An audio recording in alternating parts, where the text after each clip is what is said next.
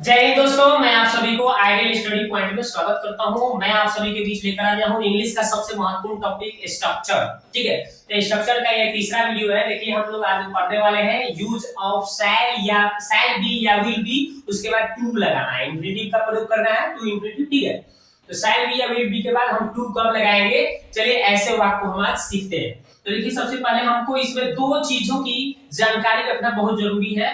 एक तो आपको पहचान, ठीक है, और दूसरा उसका स्ट्रक्चर, ठीक है, जिसपे हम ट्रांसलेट करेंगे जिस स्ट्रक्चर के आधार पे। तो चलिए सबसे पहले पहचान क्या रहेगा, तो वाक्य के क्रिया के अंत में ना ने नी के बाद वाला रहेगा, वाली रहेगी, वाले रहेंगे, वाला होगा, वाली होगी। इस तरह से अगर होता है तो उसको हम लोग उसमें हम shall be will be to लगाएंगे। अब स्ट्रक्चर क्या है दोस्तों, तो सब्जेक्ट के बाद में शैल बी या will be plus to plus V one plus object. Negative रहेगा तो सब्जेक्ट के बाद शैल या विल के बाद में नॉट, फिर बी, फिर टू, फिर उसके बाद में V1, फिर ऑब्जेक्ट लगाना है। ओके, अब इंट्रोगेटिव होगा जो क्या से शुरू होगा, तो उसमें हम शैल या will plus object plus be plus to, ठीक है, plus V1 plus object plus question mark, इस तरह से इस सूत्र के आधार पे हम उसको ट्रांसलेट करेंगे। अगर क्या और नहीं जिस वाक्य में लगा होगा तो उसको हम कैसे लगाएंगे, उसको इंट्रोगेटिव नेगेटिव बोलते हैं।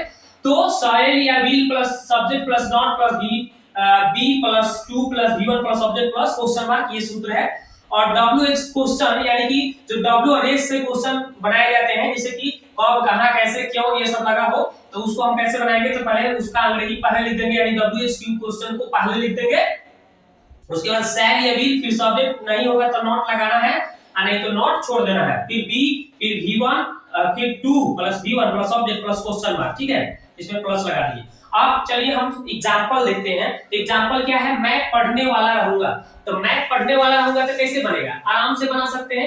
ये आपका अफर्मेटिव के हिसाब से बनाएंगे। तो सब्जेक्ट क्या है, मैं के लिए आई हो गया, फिर उसके बाद आई या वी के साथ ध्यान दीजिएगा कि आई और वी, जो आई और वी होता है इसके साथ हमेशा शैल बी लगेगा। क्या लगेगा, शैल बी। और जिसके इसके अलावा जितने भी बच जाते हैं उसके साथ विल बी का प्रयोग करेंगे। तो चलिए ऐसे बोलचाल की भाषा में अगर आई या वी के साथ विल भी लगा देते हैं तो कोई गलती नहीं है, लेकिन ग्रामेटिकल ढंग में उसमें बताया गया है कि आई या वी के साथ शैल लगाना है। ठीक है, लेकिन ऐसे बोलचाल के लिए आप विल भी लगाते हैं तो कोई गलत नहीं है। तो आई, उसके बाद क्या लगा देंगे दोस्तों, शैल, उसके बाद बी, उसके बाद टू, उसके बाद पढ़ना। ठीक है, तो पढ़ना के क्या होता है अंग्रेजी दोस्तों, रीड। ठीक है, तो बन गया सब्जेक्ट शैल बी और फिर टू, फिर V1 object. I shall be to read, मैं पढ़ने वाला रहूंगा। सीता खाना नहीं बनाने वाली रहेगी, तो क्या हो जाएगा, सीता विल, सीता के साथ विल लग जाएगा, और नहीं आ गया है इसमें तो क्या, शैल विल के बाद नॉट लगाना है, फिर उसके बाद बी लगाना है, फिर उसके बाद टू, फिर उसके बाद वर्ब वन। तो वर्ब क्या है जी, V1 क्या है, यानी वर्ब क्या है, खाना बनाना। खाना बनाना क्या होता है, कुक फूड, कुक, और उसके बाद क्या लिख देंगे हम, फूड, खाना पकाना का बन गया। तो Sita will not be cook food, Sita will not be to cook food, Sita खाना नहीं बनाने वाली रहेगी। क्या राम खेलने वाला रहेगा, तो शुरू में क्या आ गया, तो इंट्रोगेटिव। ओके, तो शैल विल पहले लग जाएगा, तो देखिए राम के अनुसार क्या लग जाएगा, विल पहले हो जाएगा, उसके बाद राम का अंग्रेजी लिख देंगे हम, तो विल राम, और उसके बाद में क्या हो जाएगा, बी, उसके बाद टू, उसके बाद वर्ब वन, तो भी क्या आएगी, खेलना, खेलना के क्या लिख देंगे हम, प्ले, क्वेश्चन मार्क लगा देंगे, सिंपल। ठीक है, इसे स्ट्रक्चर पर आराम से शैल या विल, फिर सब्जेक्ट भी, फिर बी, फिर to plus V1 plus object, इस आधार पर हमने इसको बना दिया। आगे देखिए शुरू में क्या है, बीच में नहीं है, तो इंट्रोगेटिव नेगेटिव ये वाला सूत्र लग जाएगा। तो देखिए पहले वह है, तो वह के चलते क्या लग जाएगा, विल, फिर क्या हो जाएगा, वह क्या हो जाएगा, ही, और फिर नहीं है तो नॉट लगाकर तब लगाना होता है बी। फिर उसके बाद V1 क्या है भाई, टू लगा के V1 लिखना है, V1 क्या है, जाना, जाना के क्या हो जाएगा, गो, कहां जाना है, घर, तो टू हो जाएगा हाउस, गो टू हाउस, बन गया। क्वेश्चन मार्क लग गया, इसमें क्वेश्चन मार्क लग गया। तो क्या वह घर नहीं जाने वाला होगा, तो will he not be to go to house. ठीक है, इस तरह से। अब हम WHQ भी एक आपको समझा देते हैं कि WHQ रहेगा तो कैसे बनाइएगा, चलिए वो भी हम आपको समझा देते हैं एक सेंटेंस लिखकर।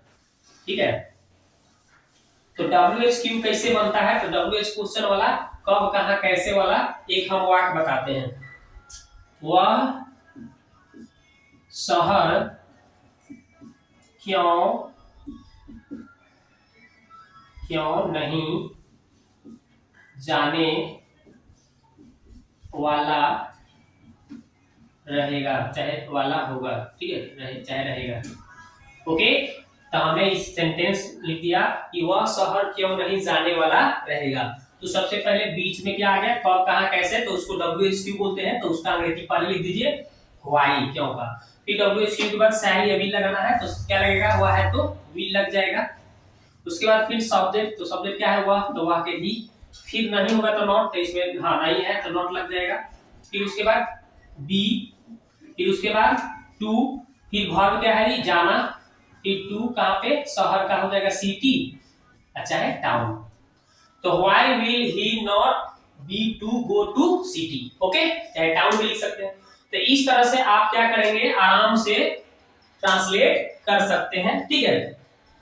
तो हमने ये तीसरा स्ट्रक्चर बताया, आपको कैसा लगा आप जाके कमेंट बॉक्स में एक प्यारा सा कमेंट कीजिए। मिलते हैं नेक्स्ट वीडियो में, ठीक है।